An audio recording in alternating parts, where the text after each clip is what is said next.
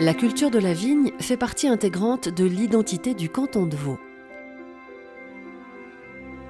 Des rives lémaniques jusqu'au Chablais, du pied du Jura jusqu'au lac, plus au nord dans le Vuilly, les vignes couvrent le paysage de l'une des plus importantes régions produisant du vin en Suisse. La variété des terroirs s'exprime à travers une extrême variété climatique, offrant ainsi des vins d'une grande diversité. Dans ce pays de Vaud, la culture de la vigne est attestée depuis plus d'un millénaire.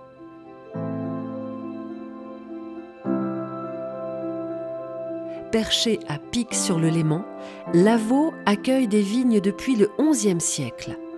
Les évêques de Lausanne y ont développé un mode de culture en terrasse, s'appuyant sur des murs montés pierre par des moines cisterciens au XIIe siècle.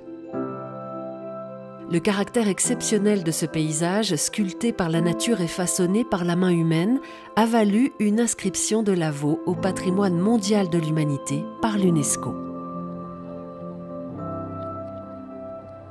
Dans ce canton, le chasselas est roi. Un cépage historique présent depuis plusieurs siècles et dont de récentes recherches historiques et scientifiques ont prouvé son origine dans le bassin lémanique. Je l'ai toujours vu, j'en ai toujours entendu parler, que ce soit de mon père ou de mon grand-père. Et puis, en discutant, il a toujours été cultivé, en tous les cas, pour ce que la mémoire a pu transmettre.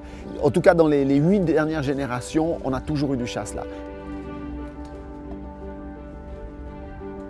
Le chasselas n'a pas d'arôme à proprement parler. Il est un révélateur de terroir, donc il parle de la minéralité, il va s'imprégner des minéraux qu'il y a dans le sol et les redonner. Il a la capacité de redonner tout ce que la terre peut exprimer. C'est un cépage qui est plutôt neutre, aromatiquement parlant. Cette neutralité permet en fait d'avoir un cépage qui se met un petit peu en arrière-plan et puis de laisser les particularités des terroirs s'exprimer à travers en fait ce cépage qui lui n'a pas une caractéristique très marquée. Les terroirs qui sont là servent excellemment bien le cépage chasselas.